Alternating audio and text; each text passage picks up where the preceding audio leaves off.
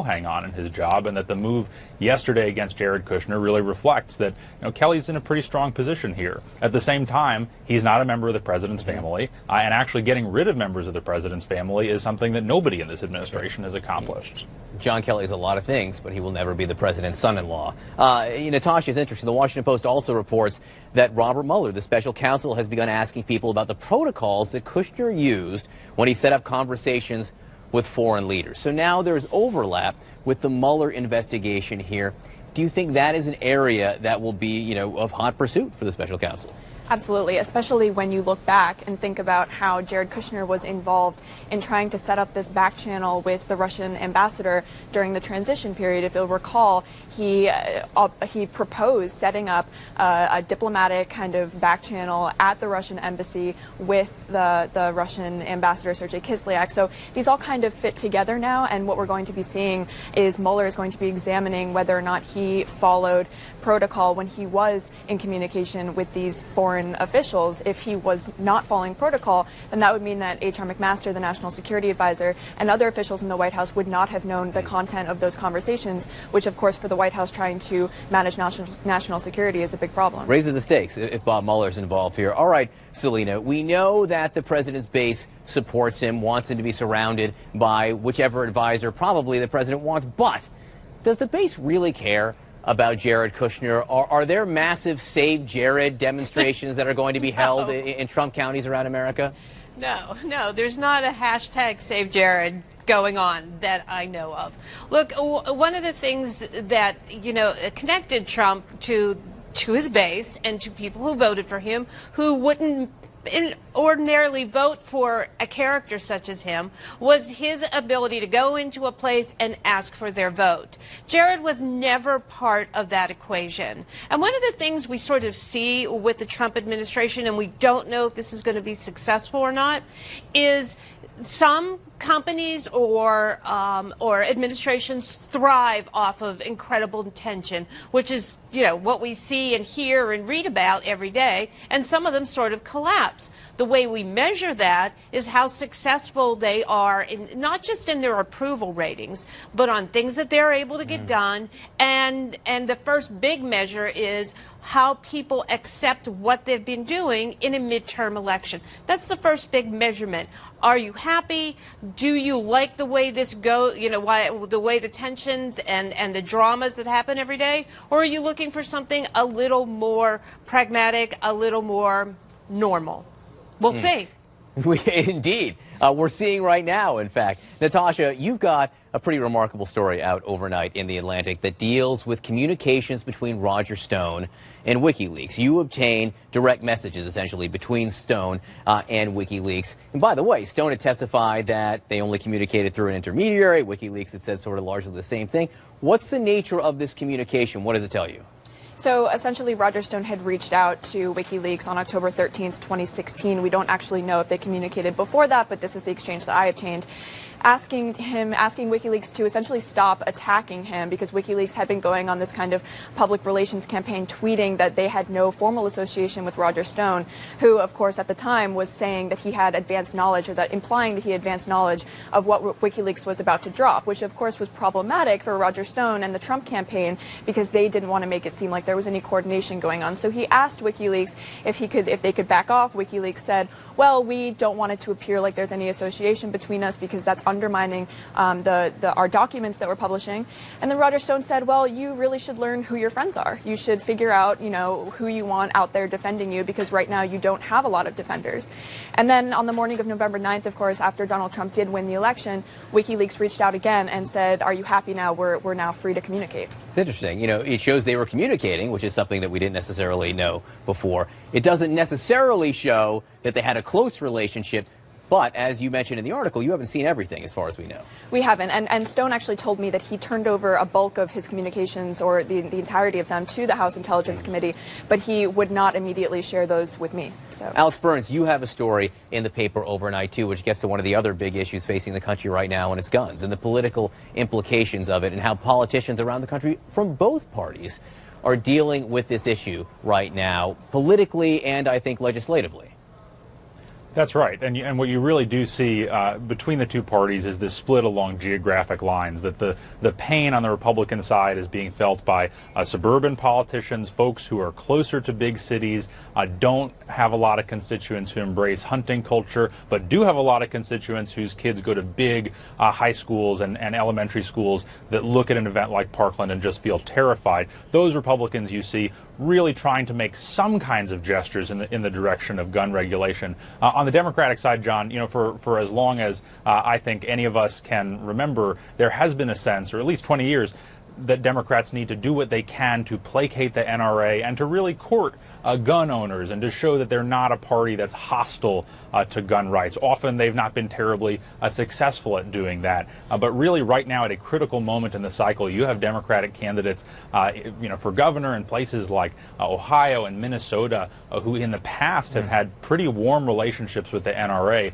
trying to show that actually now they've either completely changed their minds or they've meaningfully changed their minds, and certainly that they reject NRA support. It's super interesting to see how these politicians are moving left, right, and center in this issue all at once. All right, Selena Zito, you were a terrific reporter. If you have a spokesperson or a communications director for a politician tell you that, you know what, sometimes I tell white lies, how would that change your relationship with that person? We don't know the context of Hope Hicks, who's the president's communications director. It's unclear to me the context of what she said in the House Intelligence Committee, where she admitted she tells white lies on behalf of the president. But still, it's very unusual for someone whose job it is to disseminate information to admit that sometimes they lie. Right. Well, I mean, I think there's this general understanding among reporters is that a lot of times communications people, especially if they're dealing it with you publicly and there's a bunch of other reporters around, you're going to get white lies. It's important to get to them to yourself and say, hey, okay, what's really going on? I need to understand this. I need to understand what's really going on. I mean, unfortunately, white lies is sort of part. I mean, I'm not saying it's acceptable, but I am saying it's sort of part of that relationship between a communications person and a press person. I did want to make a point about what Alex was talking about in terms of guns regulations, because I think it's really important right now. In that House special election in the district that I live in Pennsylvania 18, the Democrat Connor Lamb has come out and said that he is not for more gun regulation. He said that last week in the aftermath of what happened in Parkland. It's the first time that we have seen in a very long time someone on the Democratic side who is in the same, almost sort of in the same position as the Republican, and it's probably a good thing for the NRA because they need more Democrats, and the Democratic Party, I think, need more Democrats who are more Second Amendment friendly in terms of being able to win more elections. You see that race is tied right now. I bet that has something to do with it. It's past the primary, though. He didn't have to deal with that issue in the primary quite the same way, where there are different implications. Selena Zito, Alex Burns, and Tasha Berger, thanks so much. Great discussion. I appreciate it. Very shortly, the president meets with members of both parties. He will talk about those who've been working on the Russia probe over the last year. This has to do with the Republican memo. Jeff Sessions asked the IG to look into it. Well, moments ago, the president weighs in with a new attack on the Attorney General. The president writes, why is AG Jeff Sessions asking the Inspector General to investigate potentially massive FISA abuse? Will take forever, has no prosecutorial power, and already late with reports on Comey, etc. Isn't the IG an Obama guy? Why not use Justice Department lawyers? Disgraceful. Again, the president criticizing his Attorney General. Joining me now is the House Whip, Democratic Congressman Steny Hoyer from Maryland. Congressman, thanks so much for being with us. Appreciate you being here. I hope you had a chance to hear what I was just reading, this new statement from the president criticizing anew the Attorney General for calling for an investigation into FISA abuse. Well, the president tends to call out his friends and his foes for anything that he believes are contrary to his interests. And I think that he's undermined, clearly, Attorney General Sessions in a lot of different ways from the very beginning. Most of all, of course, for recusing himself and therefore not being able to fully protect Trump from what the facts may show. So I think it's a continuing unfortunate modus operandi of the President of the United States to undermine law enforcement, undermine the Justice Department, undermine the FBI, undermine the credibility of anybody who's trying to get at the truth. Put yourself in the Attorney General's shoes. I mean, he was once a lawmaker like you. Could you work like this? I don't think so.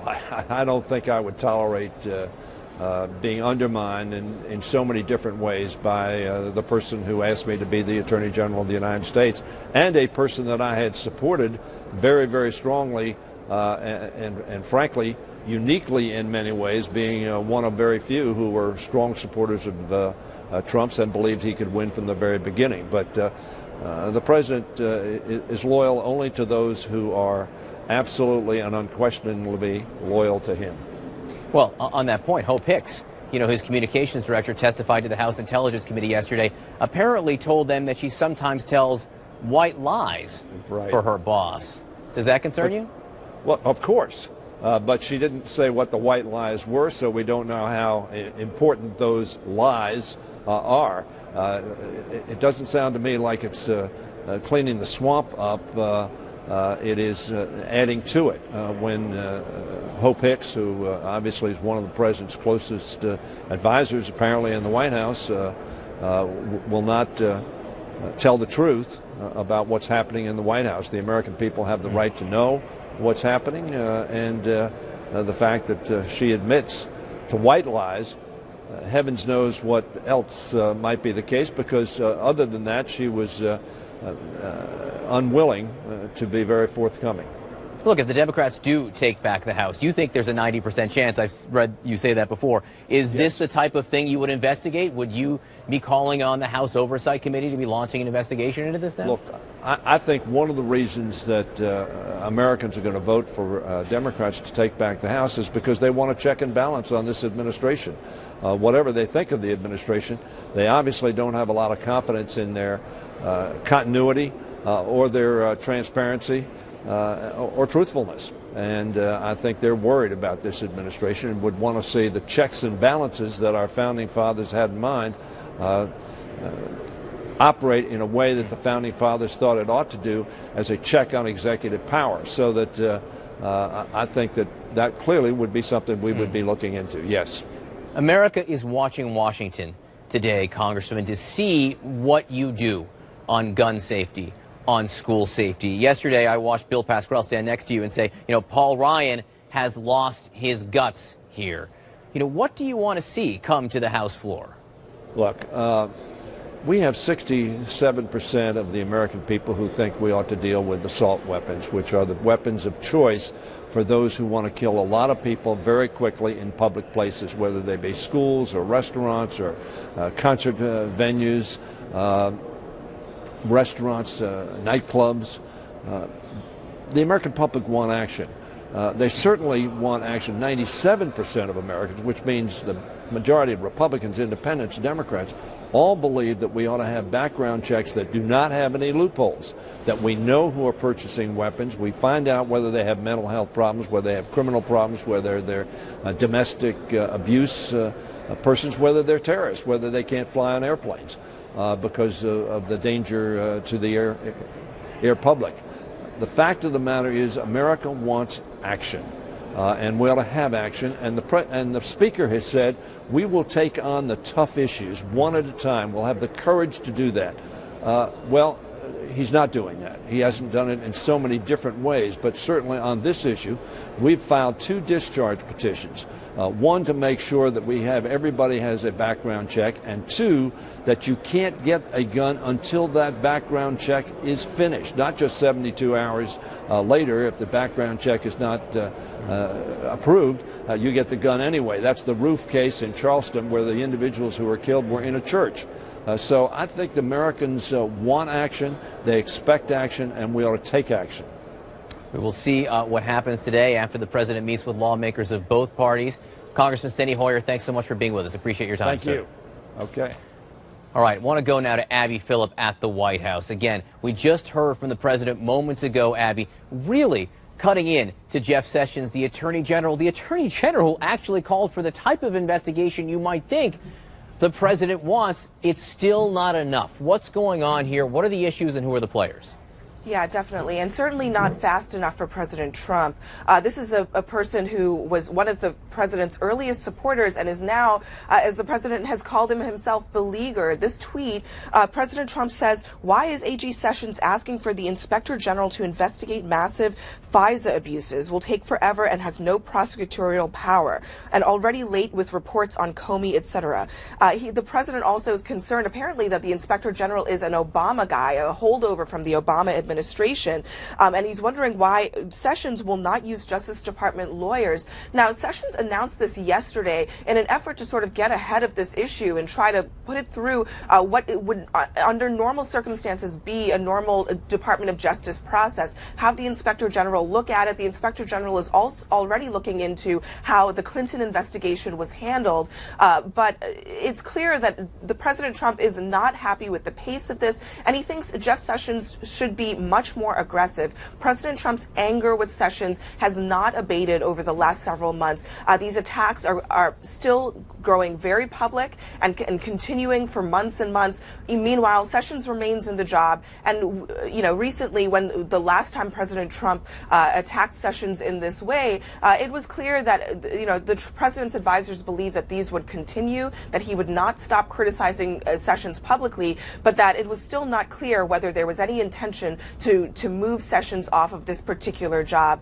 We also know that in the last year, there were a lot of efforts made to keep Sessions from resigning in the face of these criticisms from his boss. But obviously, John, this saga continues, and President Trump wants his Department of Justice to be more aggressive in investigating the prior administration, investigating the use of the foreign surveillance program in the overall Russia investigation, because that's ultimately what a lot of this is about. He just called his Attorney General disgraceful. The President of the United States just called the Attorney General that he nominated disgraceful and is pushing for some kind of Justice Department lawyer investigation into the FBI. Abby Phillip at the White House, thank you very much. We do have more breaking news.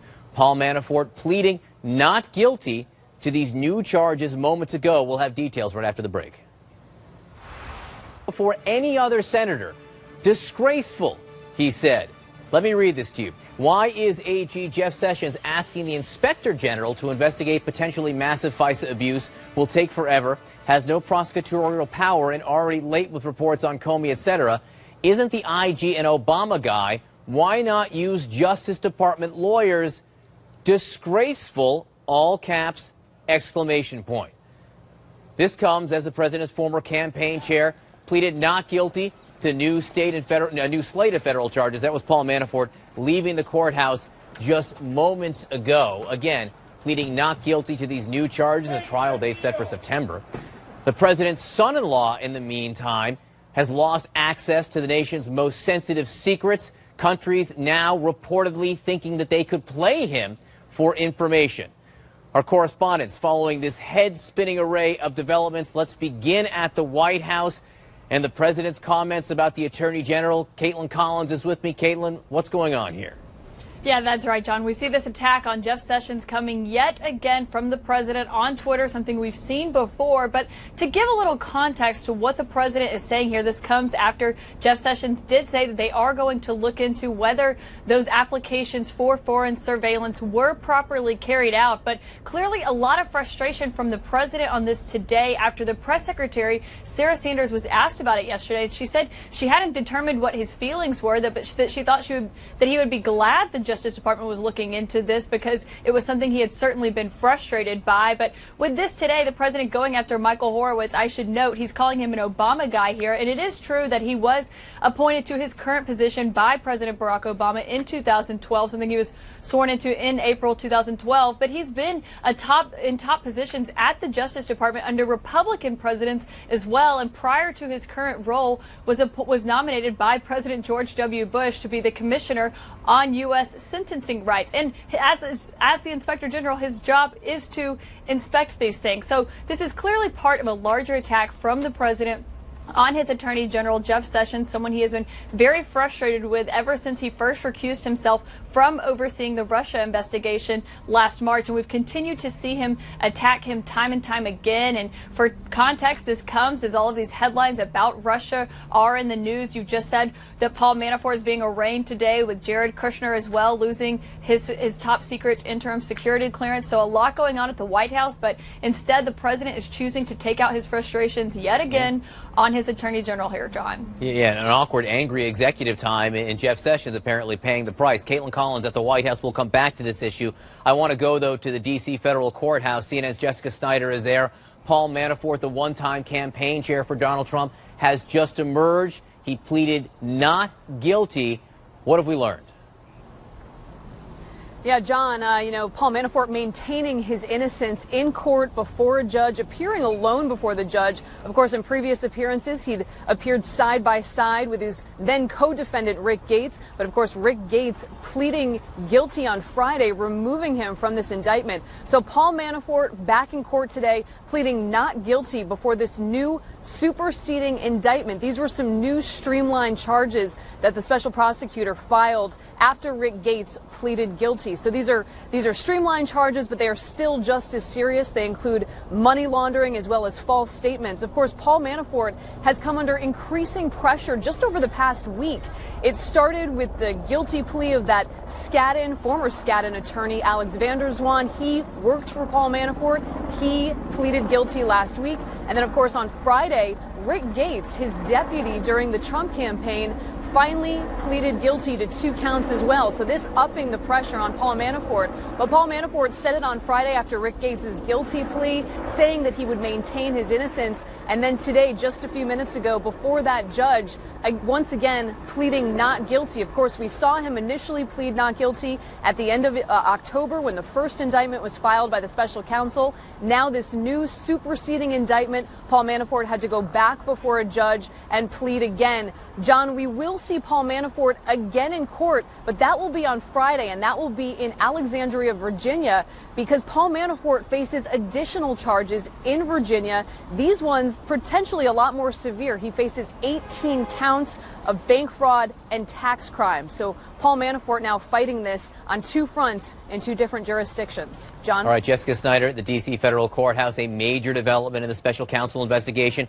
Another major development, CNN learning overnight that the special counsel Robert Mueller and his team asking questions about business ties, financial interests that Donald Trump had from before the time he announced his candidacy for president. CNN's Kara Scannell, one of the reporters who broke this story. Kara, what have you learned? Well, John, we've learned that Special Counsel Robert Mueller in recent weeks has been asking witnesses about the timing of Trump's decision to run for president. They've also asked whether it appeared that the Russians had any compromising information on him. And they asked about these 2 failed attempts to brand a Trump Tower in Moscow, as well as the 2013 Miss Universe pageant, which was held there. Now, President Trump has told the New York Times that it would be a red line to look into his finances and those of his family. But the special counsel Robert Mueller's mandate and his authorization is to look at anything that arose or may arise from the investigation. We've seen from the indictments and the guilty pleas that the special counsel's team is doing a very deliberate and a very thorough investigation. Now, we also had from one of our sources tell us that it wasn't clear from the questioning if Mueller had any evidence of wrongdoing. And our source told us, quote, "You can ask everything even if you don't think it's credible. The allegations are out there," and it was checking the box. John? Kara Scannell, thank you so much for being with us and your reporting. Appreciate it. Again, but wait, there's more. The White House Communications Director, Hope Hicks, admits to the House Intelligence Committee that she told white lies for President Trump. Now, she says they weren't about anything substantial, and after talking with her lawyers, she said she never lied about anything connected to the Russia investigation. Hicks did not try to use executive privilege not to testify. But the White House told her not to answer certain questions. She did answer some questions about the presidential transition. All right, joining me now, Democratic Congressman, member of the House Intelligence Committee that oversaw that testimony from Hope Hicks yesterday, Eric Swalwell from California. Congressman, thank you very much for being with us. I got a lot to ask you. Let's start with some of the issues directly for your committee, then we'll expand from there. Hope Hicks saying that she told white lies on behalf of the president. What's the context there? What exactly did she mean? Well, John, I can't go into the context of that, we don't report out what witnesses say. I will just tell you that she refused to answer a number of questions as it related to the credibility of relevant witnesses in our investigation, which was quite frustrating for the questions that we had and the answers that we needed. And this is on top of efforts that we were pursuing around work that she has done in the White House as well as throughout the transition, where, again, we saw brick by brick put up in the wall to keep us away from what was going on with the Trump team and Russia. The Washington Post, CNN, and others reporting that she did say she has told white lies for her boss. You don't want to get into the testimony, but you're not denying that happened, are you? Again, I'm not denying it, John, but I'm not going to go into it just to kind of stay consistent on characterizing witness testimony. But I will say there were straightforward questions about the credibility of relevant witnesses in our investigation that she refused to answer. Okay, moments ago, the President of the United States put out this statement where he attacked the Attorney General, among other things, called him disgraceful, critical of the Attorney General for launching an investigation into alleged FISA abuse in the Russia investigation. Your reaction to this? I agree with him that it's disgraceful, but it's disgraceful because there's no evidence of any FISA abuse. So we have different problems with Jeff Sessions, but this is what it looks like when the walls start to close in. His president's son-in-law lost his security clearance yesterday. Paul Manafort was indicted for additional counts today, and I think you saw yesterday that the strategy with Hope Hicks has backfired, and so the president, as he does, is acting out. So you don't think there should be an investigation at all, right? I mean, look, insofar as it's anyone's responsibility to look into alleged abuses, wouldn't it be the Inspector General of the Justice Department? Isn't that the right place to have these questions asked and answered? Absolutely, but once the investigation is closed, what I don't like about this is that this investigation is ongoing, and so to try and have a live review of it as it is taking place, I think is only an effort to disrupt and obstruct it. So once the investigation is over, it's always fair game for Congress and the Inspector General, but right now I think to try and horn your way into that investigation, it only serves one purpose, which is to affect where it could go. CNN reporting overnight that the special counsel has been asking questions about the president's finances and business dealings from the time before he was president. Has this been a focus of your investigation in the House Intelligence Committee? Yes, John, and I'll tell you why. As you saw with Bob Mueller's indictments a few weeks back, the Russians began around 2014 their meddling in our election with the Internet Research Agency. We know that Donald Trump in 2013 in the winter went over to Moscow for the Miss Universe contest, and we knew that at the time he was considering running for president. And so what business transactions he had over there at the time and what investments he sought to make in Russia, in 2015 we know that there was an effort to put a Trump Tower in Moscow, are certainly relevant to any influence that they may have had over him. Our reporting has been from Manu Raju and others, though, that these Republican-led committees have actually stopped short of asking too many questions about business dealings. Well, I can tell you that the Democratic side is not stopping short, but where we are coming up short is that we don't have subpoena power. We want to subpoena Deutsche Bank. We know that that is a lender of the president's. It's a lender who has been fined before for laundering Russian money. We think that we should at least, be able to look there. And so the only records that have been subpoenaed in this case have been the bank records of Fusion GPS, which is just an effort, I think, to undermine the financial backing of that Steele dossier. We think we should, look everywhere, use our subpoena power aggressively, and be as dogged in understanding what the Russians did as the Russians were in trying to meddle in our elections. So, Congressman, not only are you on the House Intelligence Committee, but you are a California Democrat. And the California Democratic Party over the weekend declined to endorse longtime incumbent Senator Dianne Feinstein in her re-election bid. Do you support the vote of the delegates? I disagree with the delegates, and John, if I remember correctly, it was standing right here in this spot where I endorsed Senator Feinstein when you asked me if I would. So I'm still behind Senator Feinstein. I think you're seeing who she is in the way that she's standing up to the Trump administration, standing up for Dreamers, and doing all she can to reduce gun violence. She was the person who got the assault weapons ban passed. What does it tell you? What does it tell you, though, that California Democrats have different concerns than you, apparently?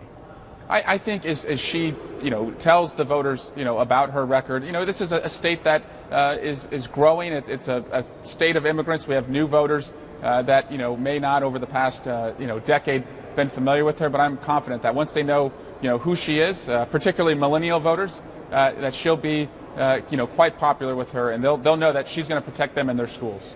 Congressman Eric Swalwell, thanks so much for being with us. Appreciate it. My pleasure. All right, an emotional return for students at the Marjorie Stoneman Douglas High School in Florida 2 weeks after the shooting that claimed 17 lives. Classes have now resumed. We are live there. Also this morning, Dick's Sporting Goods, one of the nation's largest sporting goods retailers, says it will stop selling assault-style weapons. Plus, the president, who has had a heck of a busy morning during executive time, set to leave the White House in just moments for a ceremony on Capitol Hill honoring. But I know I have to start. I have to face it head on. At least that's just my approach. I'm nervous. I feel the same as her.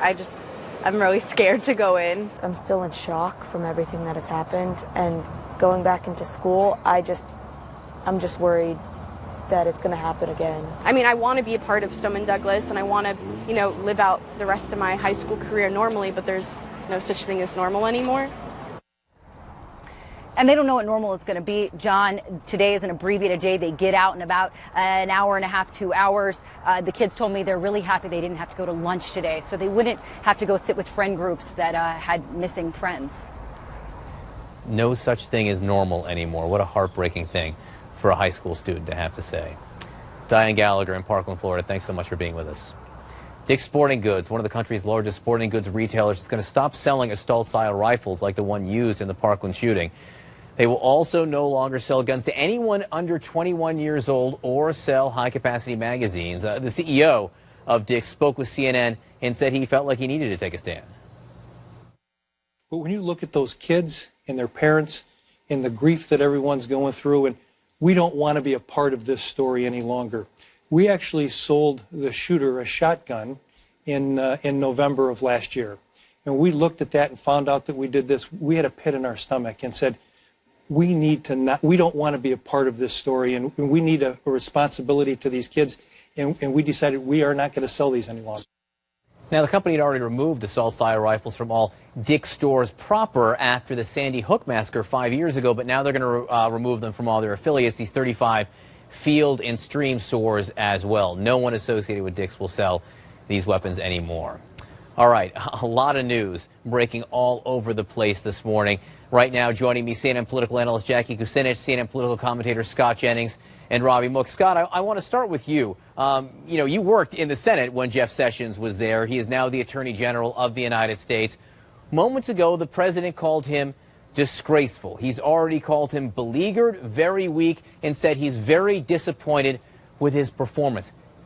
How can Jeff Sessions stay on the job? I mean, how can he live with himself and show up to work every day with the president attacking him like that? Well, it's rough existence. It's been some time since the president's come after Jeff Sessions in this way. These were harsh words this morning.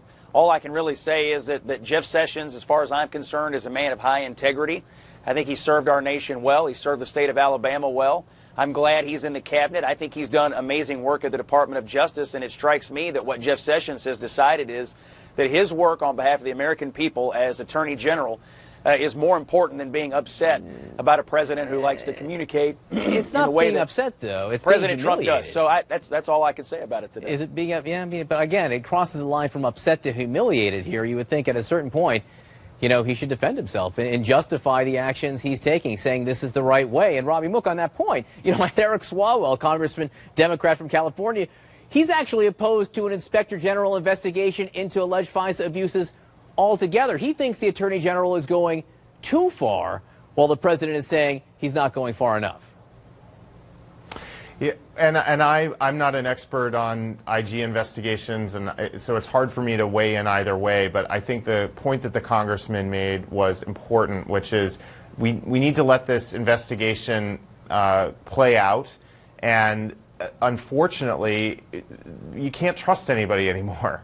And so if the president or anybody else in the administration is calling for an IG investigation, it's either to placate the president, make him feel better about what's going on, or it's for the purpose of disrupting or blocking the investigation. And And the other thing I just have to say is there's no evidence that anything was done wrong. If you look at the memo that came out from the Democrats, it's unfortunate that these memos have become partisan in the first place. There's no impropriety whatsoever. So, you know, people can make allegations, but there's no there. And again, it's just, it's so unfortunate that that's partisan. It shouldn't be. You know, Jackie, as we watch this develop this morning, I wonder if we are all missing the forest for the trees here.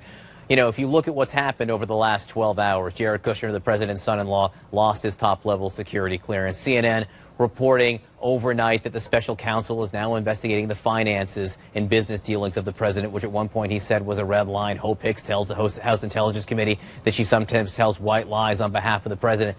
So is this just the president lashing out, reacting to all of it, and the only person he can find to, you know, to sort of slap is the Attorney General, taking it out on poor Jeff Sessions? I mean, I guess because he already went after McMaster's, maybe it was last week. Maybe Jeff Sessions is just up this week. But, you know, certainly this is just another example of the president, instead of, I feel like in a normal White House, the president would, you know, take this person to task who they're unhappy with behind closed doors, or perhaps through intermediaries. But instead, this president likes to put this all on Twitter, which just, it continues the chaos that on the front, facing outward, that this White House continues to put out. You know, they like to beat that back and say everything's fine. Well, when you have the top of the government doing this over and over and over again, it doesn't really create a lot of calm, frankly, and particularly as we're getting to, as Mueller apparently or reportedly is looking into Jared Kushner. This is why nepotism laws exist, because right now you have someone who could be who could be being closed in on, and he's so close to the president that he might not remove him. I'm not familiar with the security clearance being downgraded and someone still sticking around. Perhaps it's happened, but this certainly seems like a continually unusual situation in the West Wing. Scott Jennings, you worked inside, you know, a White House. Jackie used the phrase "in a normal White House." You worked in the George W. Bush White House, which I suppose we could put that under the category of every other administration, a normal White House. How would this be perceived? Jared Kushner, you know, being downgraded in terms of a security clearance. What impact would that have had in the Bush administration? Yeah, I don't recall it happening to anybody in our White House. It's an unusual situation, although I do recall it happening to one of President Obama's advisors, Ben Rhodes, I believe was denied a security clearance at the beginning of the Obama administration. Now, he ultimately got a clearance under some circumstances that are less than clear. So it's not historically unprecedented for this to occur. The president can still show any advisor he wants any kind of intelligence material that he feels like. I guess he has the right to declassify it by showing it. They're standing by Kushner today and saying that he's going to be able to continue to do his job. Ultimately, what matters here most is, do you have the confidence of the president?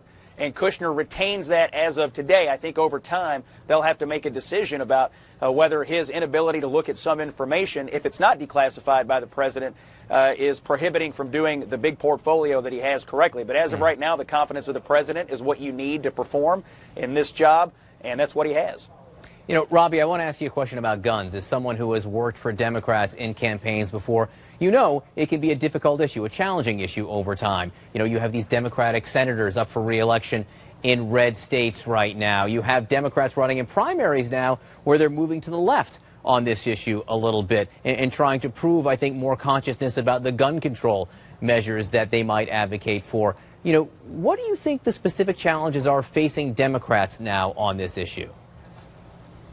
Well, I think there's a tug of war going on right now. There's a practical matter, which is that there are loopholes in the existing legal framework that allow people who shouldn't have guns to buy guns. The evidence on this keeps on mounting, and when you look at public opinion surveys out there, people overwhelmingly support background checks. People overwhelmingly support restrictions on these assault-style weapons that people can use to kill other people, or banning bump stocks, that sort of thing. Where the Republican Party, but especially the NRA, likes to take this issue is to a cultural place, that by supporting what I would argue are common sense reforms that the vast majority of Americans support, that you're somehow seeking to alienate or question people's cultural heritage, cultural identity. And that's simply not the case. And that is going to be the tug of war in these campaigns. And I would also just say there's a moral undertone to this. I don't think Democrats should hedge and make compromises on this because they want to win some votes. People are dying, so we have to do something. But we should keep the voters focused on the practical legal loopholes that need to be closed. Jackie, go ahead, Jackie. If I could just add, I think one of some of the nervousness I've heard over the past 48 hours about getting the NRA involved.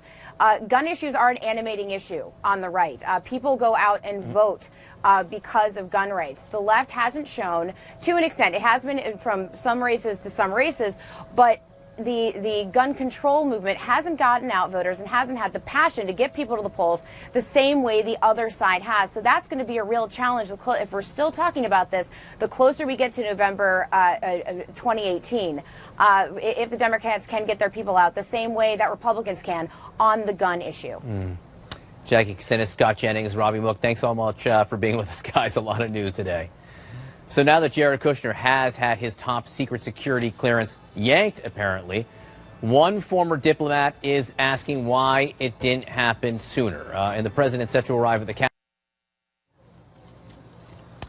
All right, you're looking at live pictures from outside the U.S. Capitol right now. The president's motorcade will be arriving very, very shortly. The assembled leaders of the United States right now gathered in the Capitol Rotunda to honor the late Reverend Billy Graham, who will lie in honor in the Rotunda, which is an honor that is really provided very few non-governmental, non-military figures. But the Reverend Billy Graham obviously with an impact on so many people, so many lives. This is an honor that the leaders of Congress and the leaders of this nation thought was proper. Our Boris Sanchez standing outside as we watch the president arrive here. Boris, what are you seeing? Hey there, John. Yeah, the president's motorcade is now arriving here at the U.S. Capitol to honor the man known as America's pastor, Billy Graham, passing away last week at his home in North Carolina at 99. He was someone who is known not only for sharing his faith with millions of Americans, but also for being influential in politics.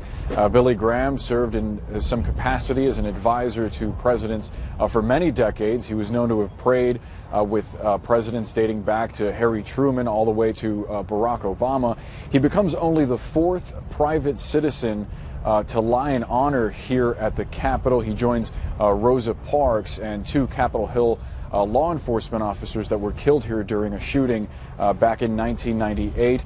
Of course, the president is going to be joined by some of his colleagues, including House Speaker Paul Ryan and Senate Majority Leader Mitch McConnell. Also on hand, Vice President Mike Pence, who called Billy Graham one of the greatest Americans of the 20th century. It'll be interesting to see just how the president commemorates this moment. Again, a historical figure by any standard, certainly one that has had a profound influence on the way that we view religion and politics over the last 50 years or so, John. You know, it's so interesting. The Reverend Billy Graham had met with every U.S. president since Harry Truman, and as you say, Boris, had a profound impact on many of them. George W. Bush said it was one of the reasons that he stopped drinking. Richard Nixon, a close personal friend. Donald Trump has said that Billy Graham was key to his own discovery of his own faith. We're going to keep our eye on this throughout the next several minutes as leaders arrive for this ceremony. In the meantime, I want to discuss some of the other major breaking news. Jared Kushner having his security clearance, his security level downgraded. Joining me now to discuss this, Norm Eisen, former ambassador and ethics czar. He's a CNN contributor. Thanks so much for being with us, Ambassador. I appreciate it. You say that Jared Kushner should have lost this clearance long ago. Explain. John, thanks for having me back. Mr. Kushner has exhibited all of the indicators that when I was working in the White House would have led not only to losing your security clearance, but losing your job. He omitted critical information from his financial disclosure forms. He left out, and we're talking about dozens of examples, meetings with foreign individuals on his FBI security clearance forms. He conducted his own private meetings against the advice of those in the national security establishment with figures from foreign powers. He has enormous and growing debts that make him a potential target for influence. And now we learn that foreign governments did try to influence him.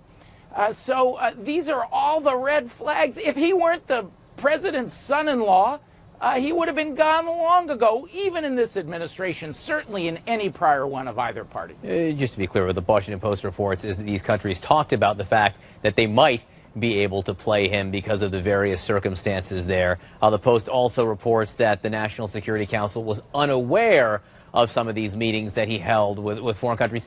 Isn't it clear whether he held the meetings against the advice of the National Security Council? And, Abby Lowell, Jared Kushner's attorney, would say at this point they've complied with all the requests. They've gone above and beyond. And the fact that it took so long is because Jared Kushner's financial dealings are so complicated. He's a private citizen. He was a businessman. It's unusual, et cetera, et cetera. The question for you, and again, not only have you worked in ethics inside the White House, you've also worked as a U.S. ambassador. Can he fulfill his duties without the top-level security clearance?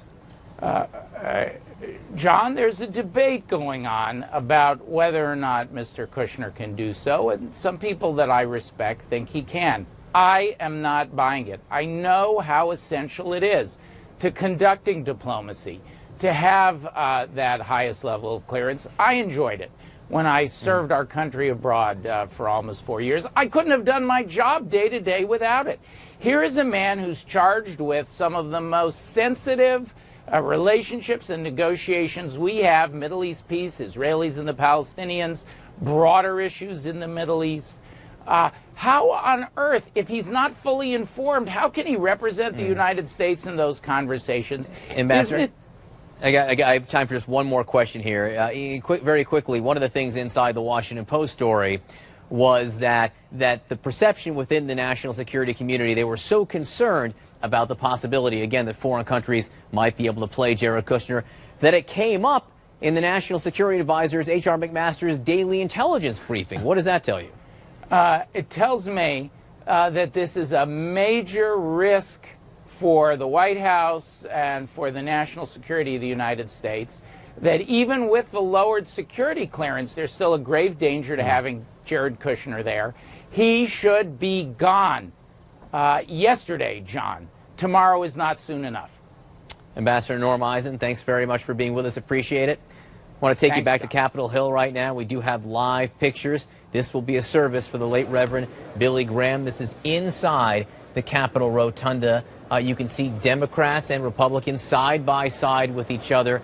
Bipartisan, really outpouring of honor and emotion today to honor the man, where very, very shortly a ceremonious service will begin honoring the late Reverend Billy Graham. He will lie in honor inside the Capitol Rotunda, only the fourth private citizen ever to do so. We are going to watch this throughout the morning because it is a wonderful vision. The outpouring of emotion, I think.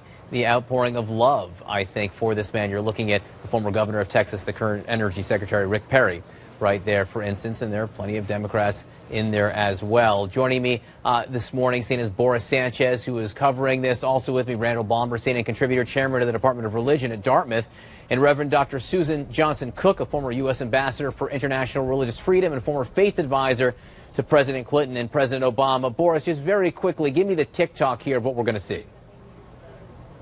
Hey there, John. Yeah, from what we understand, there is going to be a few remarks given by a pastor who will mark the life of Reverend Billy Graham. Then we will hear from President Trump. There will be a few ceremonious moments, and then his body will lie in honor here for the rest of the day until tomorrow when he heads back to his home in North Carolina. Obviously, this is a profound moment for so many, not just Christians, but people of all religions, as was noted by President Trump. He, as you mentioned earlier, said that the Reverend played a big role in his decision to re-look at his faith. President Trump, historically not known as a very religious man, but he clearly has rediscovered his faith in recent years.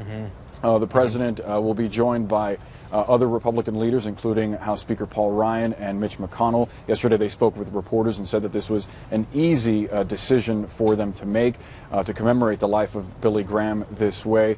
Beyond that, John, we should note this is not without some controversy. There was at least one group yesterday that put out a statement saying that this was inappropriate. They cited some of the controversies in Billy Graham's life. Obviously, he was no stranger to controversy because of his positions. We should note, though, that as far as today, there are no protesters on hand, no distractions or any sort of involvement by any of those groups here at the Capitol. It will be a somber day, one of respect and remembrance, John. Laura, stand by for a moment. Ambassador Johnson, or Ambassador Cook, to you, it is a vision here. It's a very rare thing when you see Republicans and Democrats gathered in the Capitol because they both want to be there together at the same time. What does that tell you about Billy Graham? Well, it's not a political matter. I think, the words respect and remembrance are so important. It's not a political matter. He impacted everyone's lives, and, it's talking about one faith.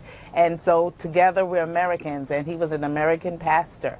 And so I think that we give respect, we give honor. He did his first crusade in the year I was born. So I literally grew up with Billy Graham. My mother was North Carolinian, so you could not get in and out of North Carolina without knowing about evangelist Billy Graham. So he's had an impact, and it's so important that he's here today.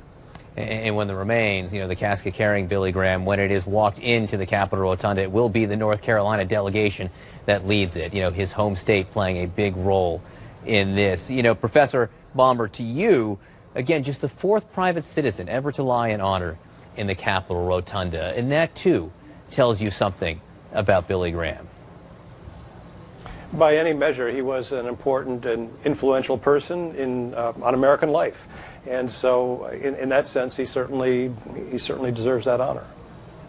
And again, we've noted, he met every president since Harry Truman. George W. Bush credits a walk with the Reverend Billy Graham in Maine for helping him stop drinking over time. So he's had not just sort of a political impact, but also a very direct personal impact on some of our nation's leaders, Professor. He has. Some more than others. He arranged a meeting with Harry Truman in the White House, and Harry Truman was not terribly impressed with this flamboyant young evangelist. But beginning with the Eisenhower administration, Graham managed to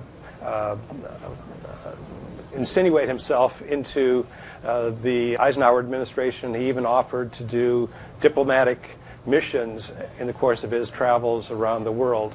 He had a less close relationship with John Kennedy for a number of reasons, including Kennedy's Catholicism. But through the years, he has established at least some relationship with every American president through Barack Obama. And again, we just saw the hearse arrive. Here is a bus, I can only imagine, that is carrying some of the family members, perhaps some of the North Carolina delegation, people who were close to the Reverend Billy Graham, who will be part of this ceremony. We do expect to hear from the leaders of Congress. We also do expect to hear from the President of the United States on this day. Yeah, Chaplain Barry Black also, who's the chaplain for the United States Senate, which will be also important. Why do you think he did have such a direct impact, Reverend, on political figures in this country? Well, first of all, it's an honor. I was a faith advisor to two presidents, and so you can advise in too many ways. You can advise on issues, or you can actually be their pastor and be invited into the Oval Office.